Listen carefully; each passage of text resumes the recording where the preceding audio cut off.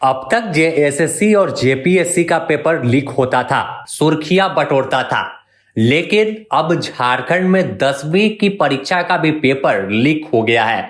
एक दो नहीं, पहले 2 पेपर लीक हुआ, विज्ञान और हिंदी का, जिसे जैक बोर्ड ने रद्द कर दिया।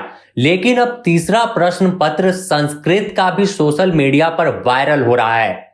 यह एग्जाम 22 फरवरी को होने वाला है, लेकिन इससे पहले कई यूट्यूब चैनल है जो, जैसे अगर बात कर ले, जंगली जीके करके है, जो शिक्षक है कोई पेशे से, लेकिन इसकी जानकारी तस्वीर इसमें नहीं आती है। और इस चैनल के द्वारा इस क्वेश्चन पेपर को बजाते स्क्रीन पर लगाकर बच्चों को बताया जा रहा है कि क्वेश्चन पेपर उसके पास आ गया है और जल्दी जल्दी तमाम लोग नोट कर ले।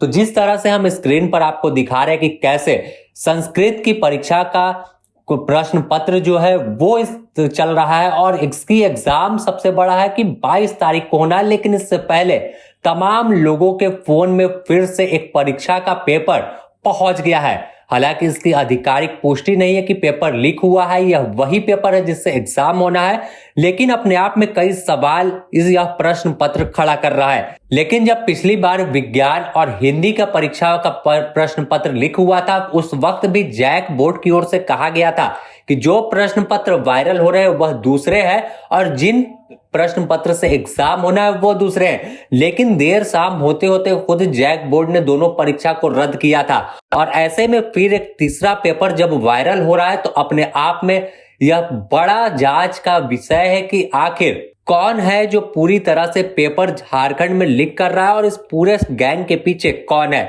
बता दें कि हिंदी और विज्ञान के पेपर लीक होने के बाद एसआईटी का गठन किया गया और बात सामने आई कि कोडरमा के मरकच्चो इलाके से प्रश्न पत्र लीक हुआ था, जिसमें पुलिस और विभाग की ओर से जांच शुरू की गई है। अब देखना होगा कि क्या संस्कृत का भी पेपर रद्द होता है या इसके पीछे की कुछ और कहानी सामने आती है।